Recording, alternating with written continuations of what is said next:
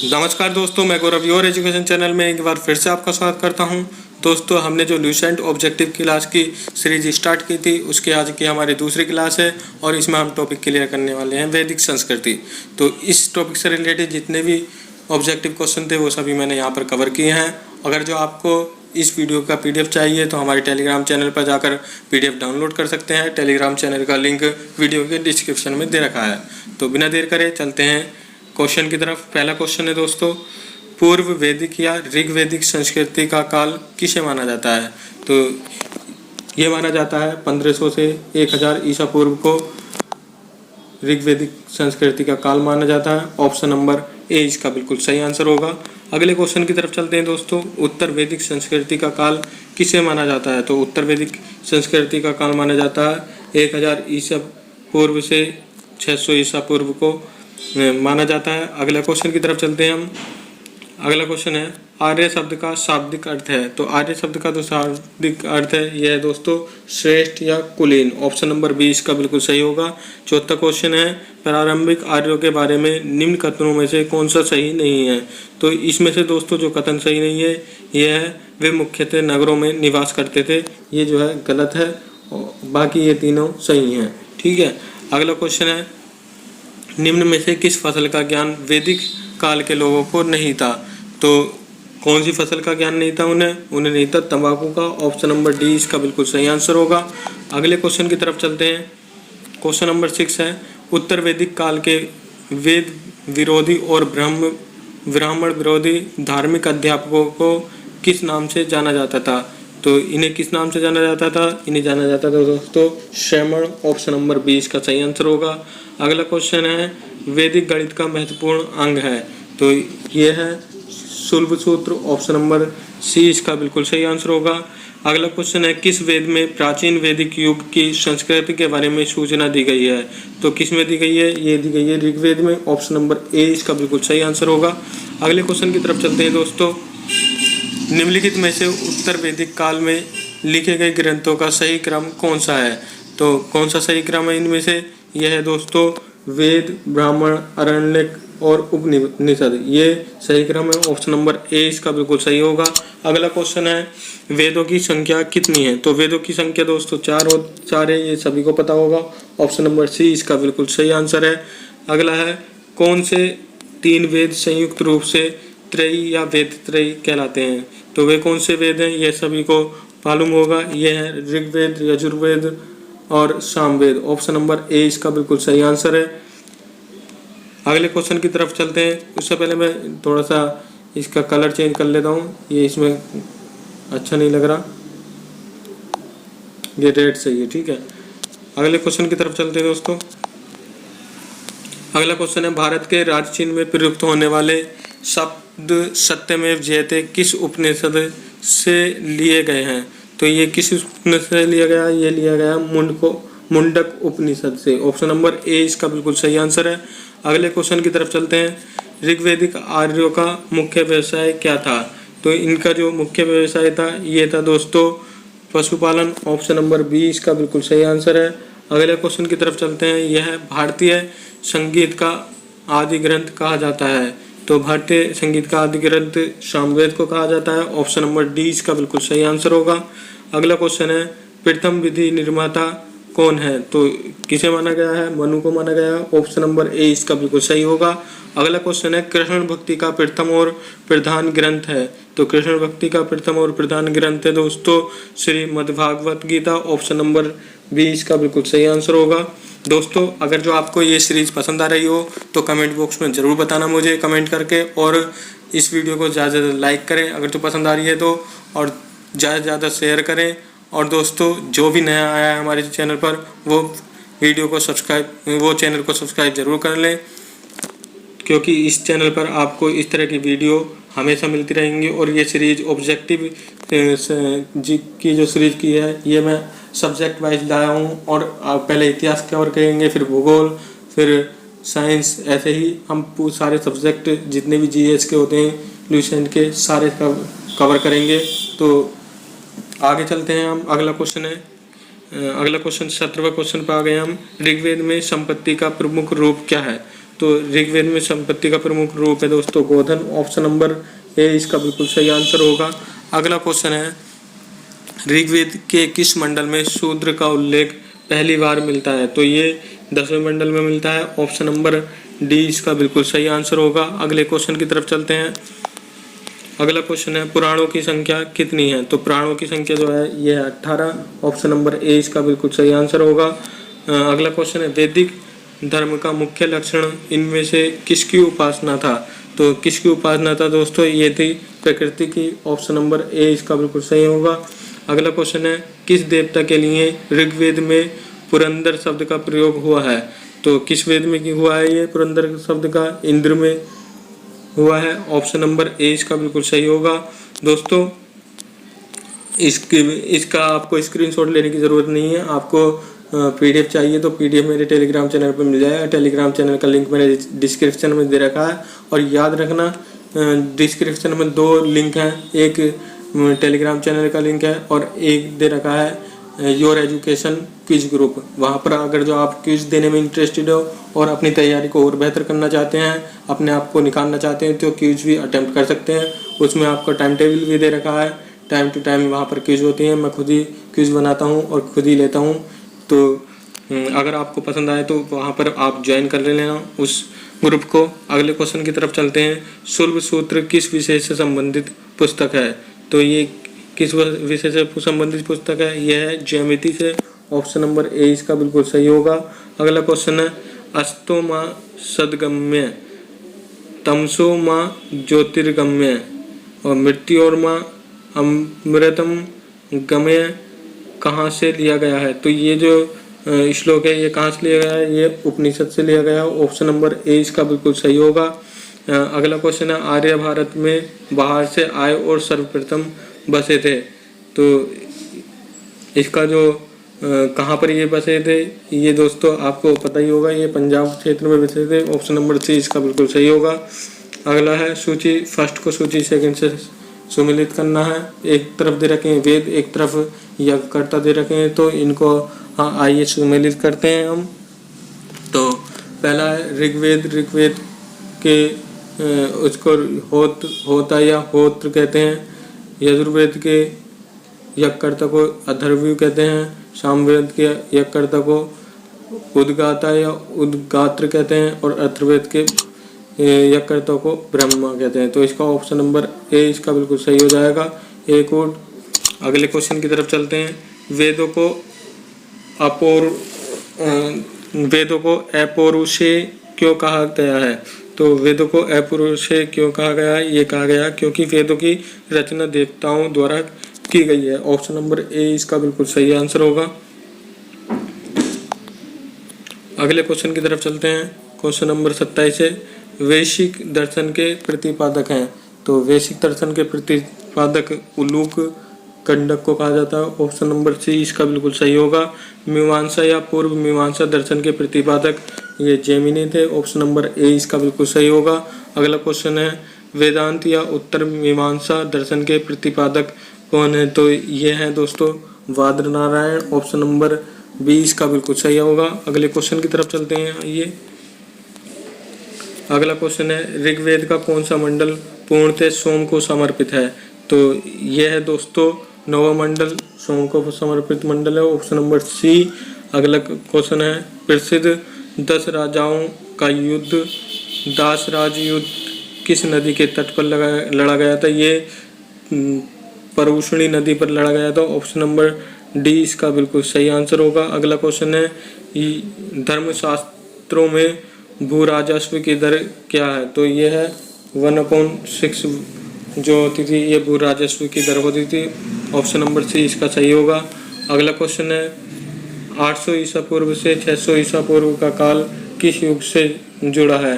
तो ये जुड़ा है दोस्तों ब्राह्मण युग से। ऑप्शन नंबर ए इसका बिल्कुल सही आंसर होगा। अगले क्वेश्चन की तरफ चलते हैं। दोस्तों मैं थोड़ा जल्दी इसलिए कर रहा हूँ क्योंकि इसमें टोटल कुल मिलाकर इस टॉपिक के 116 क्वेश्चन है, तो ज़्यादा लंबी ना बने वीडियो, इसलिए मुझे जो है थोड़ा जल्दी पढ़ाना पड़ रहा है। तो ध्यान से पढ़िएगा और स्किप मत करना। सारे क्वेश्चन कहीं ना कहीं आए हुए हैं और बहुत अच्छे क्वेश्चन हैं, ठीक है। ये है किस काल में अछूत की अवधारणा स्पष्ट रूप से उदित हुई थी। तो किस काल में हुई थी, ये हुई थी धर्मशास्त्र के काल में। ऑप्शन नंबर डी इसका बिल्कुल सही है। अगले क्वेश्चन है एशिया माइनर स्थित बोगाज कोई का महत्व किस लिए इसलिए है कि क्योंकि वहाँ जो अभिलेख प्राप्त हुए हैं उसमें 4 वैदिक देवताओं इंद्र, वरुण, मित्र, नासत्य का उल्लेख मिलता है। तो ऑप्शन नंबर ए इसका बिल्कुल सही होगा। अगला है गायत्री मंत्र देवी सवित्र को संबोधित किस पुस्तक में लिखा गया है। तो ये लिखा गया है ऋग्वेद में। ऑप्शन नंबर ए इसका बिल्कुल सही आंसर होगा। ऑप्शन नंबर ए इसका बिल्कुल सही आंसर होगा। न्याय दर्शन को प्रचारित किया था। तो न्याय दर्शन को किसने प्रचारित किया था, ये किया था दोस्तों गौतम ने। ऑप्शन नंबर बी इसका बिल्कुल सही आंसर होगा। अगला क्वेश्चन है प्राचीन भारत में निष्क से जाने जाते थे। तो ये कौन जाने जाते थे, स्वर्ण आभूषण को हम निष्क कहते थे। ऑप्शन नंबर ए इसका बिल्कुल सही आंसर होगा। अगला क्वेश्चन है योग दर्शन के प्रतिपादक कौन थे। तो योग दर्शन के प्रतिपादक थे दोस्तों पतंजलि। ऑप्शन नंबर ए इसका बिल्कुल सही आंसर होगा। अगला क्वेश्चन है उपनिषद पुस्तकें हैं। तो उस उपनिषद पुस्तकें किस पर आधारित है, ये दर्शन पर आधारित है। ऑप्शन नंबर डी इसका बिल्कुल सही आंसर होगा। अगला क्वेश्चन है इसमें कूटते रखें सूची फर्स्ट को सूची सेकंड से सुमेलित करना है। तो आइए इसे सुमेलित करते हैं। पहला है ऋग्वेद। तो ऋग्वेद स्तोत्र एवं प्रार्थनाएं लिखी हुई हैं इसमें, ये 4 से जुड़ जाएगा। और यजुर्वेद ये श्रोत एवं कर्मकांड दे रखे हैं इसमें। सामवेद में है दोस्तों संगीत में स्त्रोत है। और अथर्ववेद में तंत्र मंत्र व वशीकरण का उल्लेख किया गया है। तो ऑप्शन नंबर ए इसका बिल्कुल सही आंसर हो जाएगा। अगला क्वेश्चन है आरंभिक वैदिक साहित्य में सर्वाधिक वर्णित नदी है। तो सर्वाधिक वर्णित नदी कौन सी थी, ये सिंधु थी। ऑप्शन नंबर ए इसका बिल्कुल सही आंसर हो जाएगा। अगला क्वेश्चन है इसका सिंधु नहीं है, ये शत्रुद्री था ये। ऑप्शन नंबर बी इसका बिल्कुल सही आंसर होगा दोस्तों। इसमें जो है कंफ्यूज हूँ मैं आपको बता दूंगा। वैसे जहाँ तक है ऑप्शन नंबर ए इसका सही लगाना, और आप मुझे कमेंट करके बताना अगर जो आपको ये पता है तो इसका आंसर क्या है ये मुझे बताना। मेरे ख्याल में जहाँ तक भी है ये सिंधु नदी का सबसे ज़्यादा वर्णित नदी की गई है ये। और आप मुझे कमेंट बॉक्स में बताना अगर मैं गलत हूँ या सही हूँ तो ठीक है। अगला क्वेश्चन है अगला क्वेश्चन जो है छूट गया है 43, कोई नहीं। अगला क्वेश्चन देखते हैं अध्यात्म ज्ञान के विषय में नचिकेता और यम का संवाद किस उपनिषद में प्राप्त होता है। तो ये किस में हुआ है, यह कठोपनिषद में किया गया है। ऑप्शन नंबर सी इसका बिल्कुल सही है। अगला क्वेश्चन है वैदिक नदी कुबा यानी कि काबुल का स्थान कहाँ निर्धारित होना चाहिए। तो कहाँ निर्धारित होना चाहिए, ये अफगानिस्तान में वैदी है। ऑप्शन नंबर ए इसका सही आंसर होगा। अगला क्वेश्चन है कपिल मुनि द्वारा प्रतिपादित दार्शनिक प्रणाली है। तो यह सांख्य दर्शन। ऑप्शन नंबर बी इसका बिल्कुल सही होगा।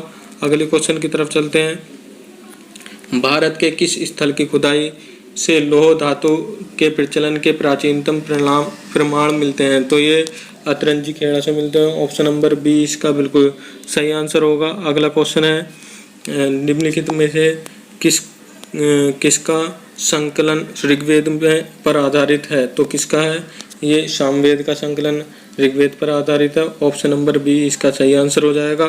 अगला क्वेश्चन है निम्नांकित में से कौन प्रस्थान त्रयी में शामिल नहीं है। तो कौन नहीं है, भागवत नहीं है। ऑप्शन नंबर ए इसका बिल्कुल सही आंसर होगा। अगला क्वेश्चन है कर्म का सिद्धांत संबंधित है। तो कर्म का सिद्धांत किससे संबंधित है, यह दोस्तों मीमांसा से। ऑप्शन नंबर बी इसका सही आंसर होगा। अगला क्वेश्चन है इसमें सुमेलित करना है हमें, तो इसे आइए सुमेलित कर लेते हैं। तो ऋग्वेद किससे संबंधित है, ये औषधियों से संबंधित है। अथर्ववेद और ऋग्वेद किससे संबंधित है, यह ईश्वर महिमा से। और यजुर्वेद किससे संबंधित है, यह बलिदान विधि से। और सामवेद संगीत से। तो ऑप्शन नंबर इसका सही हो जाएगा पहला कोट। अगले क्वेश्चन की तरफ चलते हैं चरक संहिता नामक पुस्तक किस विषय से संबंधित है? तो ये किस विषय से संबंधित है? ये चिकित्सा से संबंधित है। ऑप्शन नंबर सी इसका बिल्कुल सही होगा। चरक संहिता चिकित्सा से संबंधित है। ठीक है, अगला क्वेश्चन है 53, यज्ञ संबंधी विधि विधानों का पता चलता है। तो किससे पता चलता है दोस्तों? ये पता चलता है यजुर्वेद से। ऑप्शन नंबर डी इसका बिल्कुल सही आंसर होगा। अगला क्वेश्चन है वैदिक योगिन सभा। तो वैदिक योगिन सभा के बारे में ये क्या पूछना चाह रहे हैं? गाँवों के व्यवसायी लोगों की संस्था थी? नहीं। राज दरबार होता था? नहीं। वैदिक सभा योगिन सभा में मंत्री परिषद थी? ये बिल्कुल सही है। ऑप्शन नंबर सी इसका सही होगा। अगला क्वेश्चन है वैदिक युग में प्रचलित लोकप्रिय शासन प्रणाली थी। तो ये कैसी थी? ये गणतंत्र रूप था इसका शासन प्रणाली का। ऑप्शन नंबर सी इसका बिल्कुल सही होगा। अगला क्वेश्चन है सबसे प्राचीन वेद कौन सा है? तो यह ऋग्वेद, आप सभी को पता है। अगला क्वेश्चन है निम्नलिखित में से कौन भारतीय दर्शन की आरंभिक विचारधारा है? तो कौन सी है विचारधारा आरंभिक? यह सांख्य। ऑप्शन नंबर ए इसका बिल्कुल सही आंसर होगा। अगला क्वेश्चन है सांख्य, योग, न्याय, वैशेषिक, मीमांसा एवं वेदांत, इन 6 भिन्न भारतीय दर्शनों की स्पष्ट रूप से अभिव्यक्ति हुई। तो ये किस में हुई है? ये वैदिक युग में हुई है। ऑप्शन नंबर ए इसका बिल्कुल सही आंसर होगा। अगले क्वेश्चन की तरफ चलते हैं। अगला क्वेश्चन है निम्नलिखित में से वह दस्तकारी कौन सी है जो आर्यों द्वारा व्यवहार में नहीं लाई गई थी? तो ये पूछ रहा है नहीं लाई गई थी, ये वो बताना है। ठीक है, कभी कभी इसमें हम नहीं पढ़ना भूल जाते हैं तो इसमें क्वेश्चन गलत हो जाता है। तो इसमें नहीं लाई गई थी तो कौन सी नहीं लाई गई थी? लुहार, यानी कि लुहारगिरी जो है आर्य द्वारा व्यवहार में नहीं लाई गई थी। ठीक है, अगला क्वेश्चन है क्वेश्चन नंबर 60। ये हमें उपनिषद से संबंधित वेद सुमेलित करने हैं। तो आइए सुमेलित कर लेते हैं हम। तो पहला है इसमें आयुर्वेद। आयुर्वेद किससे संबंधित है? ये ऋग्वेद से संबंधित है। और धनुर्वेद ये यजुर्वेद से संबंधित है। गंधर्व वेद ये सामवेद से संबंधित है। और शिल्प वेद यानी कि अर्थशास्त्र ये अर्थवेद से संबंधित है। तो कोड ऑप्शन नंबर ए इसका सही हो जाएगा। अगले क्वेश्चन की तरफ चलते हैं। अगला क्वेश्चन है ऋग्वेद के किन 6 मंडलों को वंश मंडल या गोत्र मंडल कहा जाता है? तो किन्हें कहा जाता है? ये दूसरे मंडल के 7वें मंडल तक, दूसरे मंडल से 7वें मंडल को जो है हम वंश मंडल या गोत्र मंडल कहते हैं। ठीक है, ऑप्शन नंबर ए इसका बिल्कुल सही आंसर हो जाएगा। अगला क्वेश्चन है किस वेद में जादुई माया और वशीकरण का वर्णन है? तो किस वेद में है? यह है अथर्ववेद में। ऑप्शन नंबर डी इसका बिल्कुल सही आंसर होगा। अगले क्वेश्चन की तरफ चलते हैं। सॉरी दोस्तों, थोड़ा सा ऊपर हो गया, मैं इसे नीचे कर लेता हूँ। हाँ, अगला क्वेश्चन है आर्य शब्द इंगित करता है। तो आर्य शब्द किसको इंगित करता है? ये श्रेष्ठ वंश को इंगित करता है। ऑप्शन नंबर डी इसका बिल्कुल सही आंसर होगा। अगला क्वेश्चन है ऋग्वेद में कुल कितने मंडल हैं? तो ऋग्वेद में कितने मंडल हैं दोस्तों? ये हैं 10 मंडल। ऑप्शन नंबर डी इसका बिल्कुल सही आंसर हो जाएगा। अगले क्वेश्चन की तरफ चलते हैं। अगला क्वेश्चन है आर्य भारत में संभवतः आए थे। तो आर्य कहाँ से आए थे?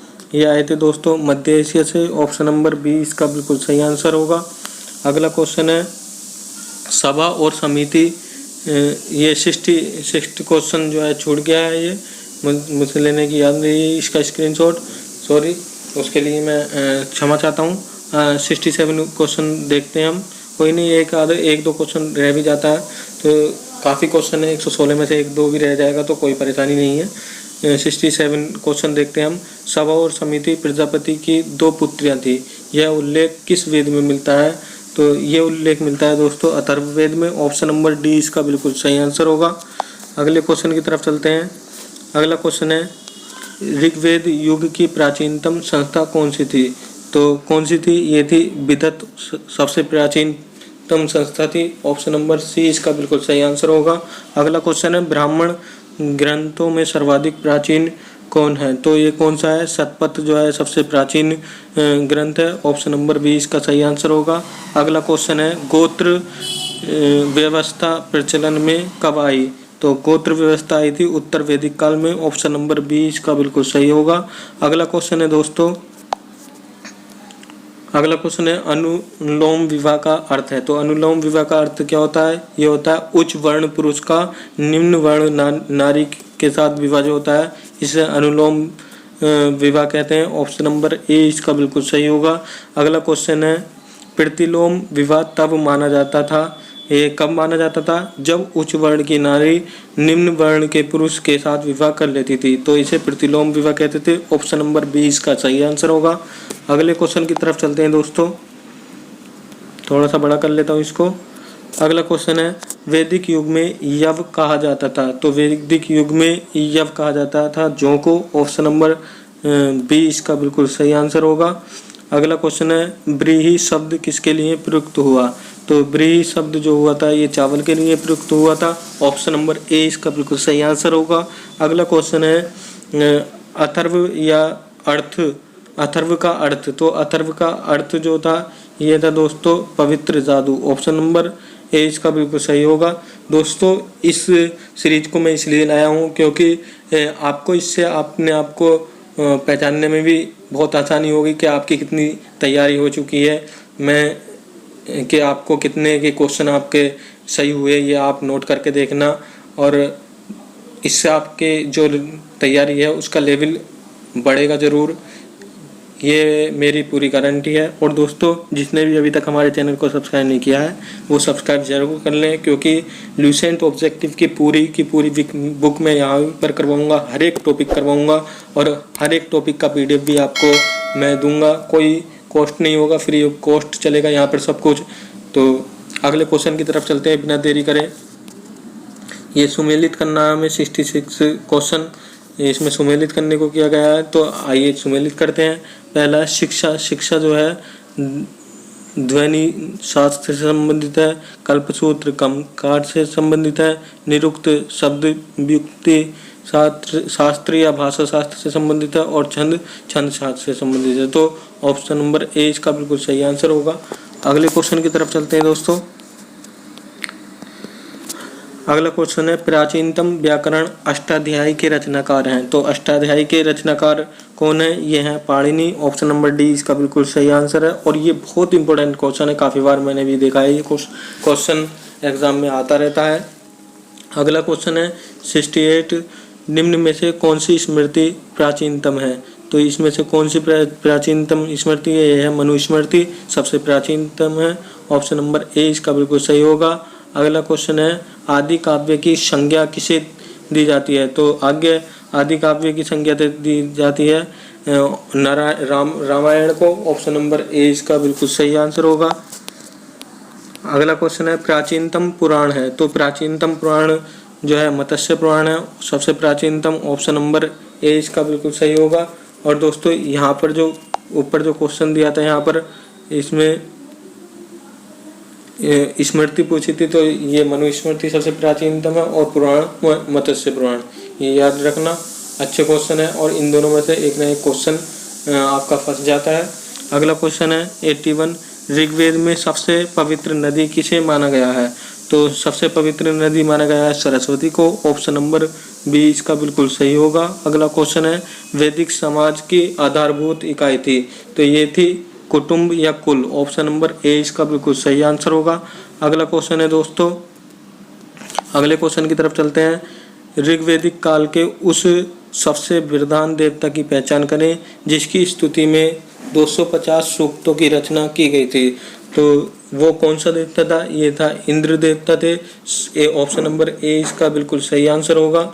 अगला क्वेश्चन है, किस वेद की सभा को नरिष्ट अर्थात सामूहिक वाद विवाद या अनुलंघनीय कहा गया है? तो किसे कहा गया है ये दोस्तों? ये कहा गया है अथर्ववेद को। ऑप्शन नंबर डी इसका बिल्कुल सही आंसर होगा। अगले क्वेश्चन की तरफ चलते हैं। किस रचना में नारी को सुरा और पांसा के साथ 3 प्रमुख बुराइयों में शामिल किया गया है? तो ये किस रचना में किया गया है? ये किया गया है मैत्रायणी संहिता में। ऑप्शन नंबर ए इसका बिल्कुल सही आंसर होगा। अगला क्वेश्चन है, उत्तर वैदिक काल में किस देवता को सर्वोच्च स्थान प्राप्त था। तो किसे प्राप्त था सर्वोच्च स्थान? ये था प्रजापति को। ऑप्शन नंबर ए इसका बिल्कुल सही आंसर होगा। अगला क्वेश्चन है सुमेलित करें। इन्हें हमें सुमेलित करना है, तो इसको आइए सुमेलित करते हैं। राजसूय यज्ञ राजा के सिंहासन रोहण से संबंधित यज्ञ है, तो ये इसी से संबंधित है। अश्वमेध यज्ञ राजनीतिक शक्ति बढ़ाने हेतु किया जाने वाला यज्ञ है। वाजपेयी यज्ञ ये सूर्य प्रदर्शन व प्रजा के मनोरंजन के लिए किया जाने वाला यज्ञ है। और अग्निष्टोम यज्ञ ये देवताओं को प्रसन्न करने हेतु अग्नि को पशु बलि दिया जाने वाला एवं सोमरस का पान किया जाने वाला यज्ञ था। ठीक है, तो कूट इसका पहला सही होगा। ऑप्शन नंबर ए इसका सही है। अगले क्वेश्चन की तरफ चलते हैं। आइए, अगला क्वेश्चन है, इसमें भी हमें सूची फर्स्ट को सूची सेकंड से सुमेलित करना है। एक तरफ ऋग्वेद में उल्लेखित नाम दे रखे हैं, एक तरफ में दे रखा है आधुनिक नाम, तो ये हमें देखना है। तो पुरुषणी का आधुनिक नाम रावी है, सूत्रदी का सतलज है, अस्किनी का चिनाब है और विपाशा का व्यास है। तो कूट पहला सही होगा इसका। तो दोस्तों ये नदी अधिकतर पूछ लेता है, इस नदी को जरूर याद रखना। इन चारों में से एक न एक का नया नाम पूछ लेता है। ठीक है, अगले क्वेश्चन की तरफ चलते हैं। संस्कारों की कुल संख्या थी, तो संस्कारों की कुल संख्या थी दोस्तों 16। ऑप्शन नंबर सी इसका सही है। 16 संस्कार होते थे पूरे जीवन भर में। और अगला क्वेश्चन है सुमेलित कीजिए, तो इसे हम सुमेलित करना है, तो आइए सुमेलित करते हैं इसे। ब्रह्म विवाह किसे कहते थे? समान वर्ण या जाति का विवाह जो है ब्रह्म विवाह कहलाता था। देव विवाह पुरोहित या पारिश्रमिक में मिले कन्या के साथ विवाह होता था, ये देव विवाह। आर्ष विवाह ये कन्या मूल के रूप में एक जोड़ी गाय या बैल चुकाकर किया जाता था। ठीक है, और यह प्रजापत्य विवाह बिना दहेज का विवाह कहलाता था। ठीक है, तो कूट पहला सही हो जाएगा इसका। ऑप्शन नंबर ए इसका सही है। अगला क्वेश्चन है, ये इसमें भी सुमेलित करने को कह रहा है, तो आइए सुमेलित कर लेते हैं। तो गंधर्व विवाह क्या कहलाता था? ये कहलाता था दोस्तों प्रेम विवाह। आसुर विवाह कन्या को खरीद कर किया गया विवाह आसुर विवाह कहलाता था। राक्षस विवाह पराजित राजा की कन्या या अपहरण की गई कन्या के साथ विवाह जो होता था राक्षस विवाह कहलाता था। और पैशाच विवाह सोई हुई अवस्था में कन्या को गुमराह कर या मानसिक रूप से अस्वस्थ कन्या को गुमराह कर उसके साथ किया गया विवाह जो है पैशाच विवाह कहलाता था। तो इसका कोड पहला सही हो जाएगा, ऑप्शन नंबर ए। अगला क्वेश्चन है, 3 ऋण में शामिल नहीं है, तो 3 ऋण में कौन शामिल नहीं है? ये मातृ ऋण जो है 3 ऋण में शामिल नहीं है। ठीक है, बाकी देव ऋण, पितृ ऋण और ऋषि ऋण जो है 3 ऋण में शामिल नहीं है। ये तीनों 3 ऋण कहलाते हैं, लेकिन मातृ ऋण नहीं कहलाता है। ठीक है, अगला क्वेश्चन है, ऋग्वैदिक काल से संबंधित मृदभांड संस्कृति है, तो कौन सी है ये? गेरु वर्णी मृदभांड संस्कृति जो है ऋग्वैदिक काल से संबंधित है। ऑप्शन नंबर ए इसका सही आंसर होगा। अगला क्वेश्चन है, उत्तर वैदिक काल से संबंधित मृदभांड कौन सा है? ये चित्रित धूसर मृदभांड जो है उत्तर वैदिक काल से संबंधित है। अगले क्वेश्चन की तरफ चलते हैं, हरियाणा प्रशांत में चित्रित धूसर मृदभांड स्थल किस स्थान पर हाल ही में किए गए उत्खननों से प्राप्त किए प्रकाश में आया है? तो कौन सा है ये? भगवानपुर जो है हाल ही में प्रकाश में आया है। ऑप्शन नंबर बी इसका सही आंसर होगा। अगला क्वेश्चन है, प्राचीनतम विवाह संस्कार का वर्णन करने वाला विवाह सूक्त किस में पाया जाता है? तो ये ऋग्वेद में पाया जाता है। ऑप्शन नंबर ए इसका सही होगा। अगला क्वेश्चन है, ऋग्वेद में अगण्य यानी कि वध योग्य नहीं, उसे अगण्य कहते थे, शब्द का प्रयोग किसके लिए किया गया है? ये गाय के लिए किया गया है। ऑप्शन नंबर बी सही आंसर होगा इसका। इसमें सुमेलित करना है फिर से हमें, तो आइए इसको सुमेलित कर लेते हैं। पहला दे रखा संग्रहित, ये कोषाध्यक्ष को कहते थे, और भागदूत ये कर संग्रहकर्ता को कहते थे। ये छता या क्षत्रिय ये प्रतिहारी राज प्रसाद का रक्षक होता था। और फिर अगला अक्षवाप किस ये कहते थे, पासे के खेल में राजा का सहायक को कहते थे। ठीक है, तो ऑप्शन नंबर ए इसका बिल्कुल सही हो जाएगा। अगला क्वेश्चन है 99, ऋत प्रकृति संतुलन स्थापित करने के कारण किस वैदिक देवता को ऋतस्य गोप कहा गया है? तो ये किसे कहा गया है? ये वरुण को कहा गया है। ऑप्शन नंबर बी इसका सही आंसर होगा। अगला क्वेश्चन है निम्नलिखित में से कौन मूलतः जल या समुद्र का देवता था? तो जल या समुद्र का देवता इनमें से कौन सा था? ये थे वरुण। ऑप्शन नंबर सी इसका बिल्कुल सही आंसर होगा। 16 क्वेश्चन और बचे हैं बच्चों, कहीं जाने की जरूरत नहीं है और ना ही स्किप करने की जरूरत है। सिर्फ 16 क्वेश्चन बचे हैं और बहुत अच्छे क्वेश्चन है, स्किप मत करिएगा, पूरी देखना वीडियो को। जब यहाँ तक आए हैं तो, और 16 क्वेश्चन जब मैं इतनी मेहनत कर सकता हूँ तो आपको तो सिर्फ पढ़ना ही है, पढ़ने में क्या डरना जब तक जॉब ना लग जाए। ठीक है, अगला क्वेश्चन है 3 क्रमों यानी कि पंगों में तीनों लोक को माप लेने के कारण किसे उपक्रम कहा गया है? तो ये किसे कहा गया उपक्रम? ये कहा गया विष्णु को। ऑप्शन नंबर डी इसका सही होगा। फिर अगला क्वेश्चन, इसमें सुमेलित करने को कहा गया है। तो पूषण ये विवाह का देवता को कहते थे, रुद्र पशुओं के देवता को कहते थे, और घोष या गोह जगत के पिता को कहते थे, पिता को। अदिति ये देवों की महान माता कहलाती थी, अदिति। ऑप्शन नंबर ए इसका बिल्कुल सही होगा, कोट पहला। अगला क्वेश्चन की तरफ चलते हैं। मनु स्मृति मुख्यतः संबंधित है, तो मनु स्मृति किससे संबंधित है? यह समाज व्यवस्था से संबंधित। ऑप्शन नंबर ए इसका सही आंसर होगा। अगला क्वेश्चन है गायत्री मंत्र की रचना किसने की थी? ये की थी विश्वामित्र ने। ऑप्शन नंबर बी इसका सही आंसर होगा। अगला क्वेश्चन है अवेस्ता और ऋग्वेद में समानता है। अवेस्ता किस क्षेत्र से संबंधित है? तो अवेस्ता है दोस्तों ईरान से संबंधित। ऑप्शन नंबर बी इसका बिल्कुल सही आंसर होगा। अगला क्वेश्चन देखते हैं निम्नलिखित में से कौन सी एक ऋग्वेदिक आर्यों की लाक्षणिक विशेषता नहीं है? तो कौन सी नहीं है? ये है वे लोहे के उपयोग से परिचित थे। ऑप्शन नंबर ए इसका बिल्कुल बी इसका सही आंसर होगा, क्योंकि ये विशेषता नहीं है उनकी। अगला क्वेश्चन है ऋग्वेद में निम्नांकित किन नदियों का उल्लेख अफगानिस्तान से के साथ आर्यों के संबंध का सूचक है? तो कौन सा है ये? कुबा या क्रमु? ऑप्शन नंबर सी इसका सही आंसर होगा। अगला क्वेश्चन है धर्म तथा ऋतु भारत की प्राचीन वैदिक संस्कृति के एक केंद्रीय विचार को चित्रित करते हैं। इस संदर्भ में निम्नलिखित कथनों पर विचार कीजिए। तो इसमें कथन दे रखे हैं दो, इन पर हम विचार कर लेते हैं, इन्हें पढ़कर देखते हैं। तो पहला दे रखा है धर्म व्यक्ति के दायित्व एवं स्वयं तथा दूसरों के प्रति व्यक्तिगत कर्तव्यों का संकल्पना था, सही है।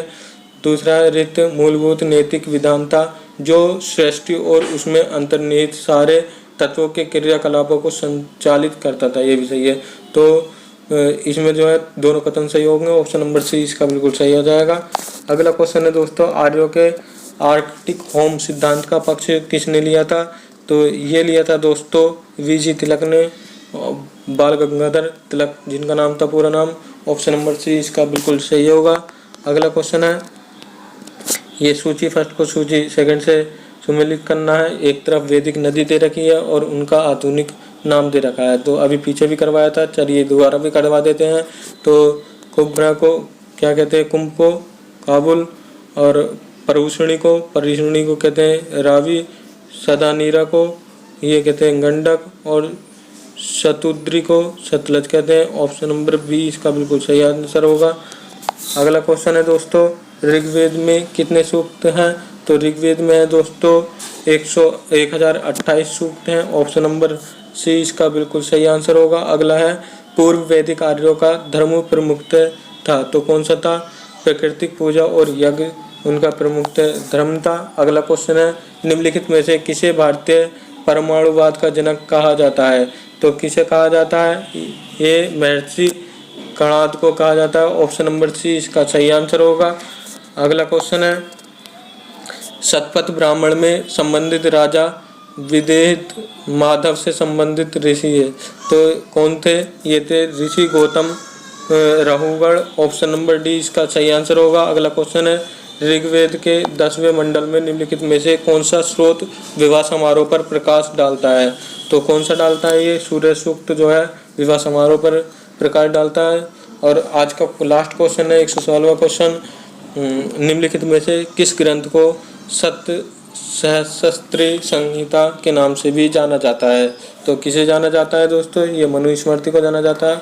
ऑप्शन नंबर मनुस्मृति को नहीं जाना जाता है, ये जाना जाता है महाभारत को। ऑप्शन नंबर बी इसका बिल्कुल सही होगा। तो दोस्तों आपको पूरी क्लास कैसी लगी मुझे कमेंट बॉक्स में ज़रूर बताना। और मैं तो पसीना पसीना हो गया हूँ इसको पूरे चैप्टर को पढ़ाते पढ़ाते, और आपको कैसा लगा ये चैप्टर पढ़ के मुझे ज़रूर कमेंट बॉक्स में बताना।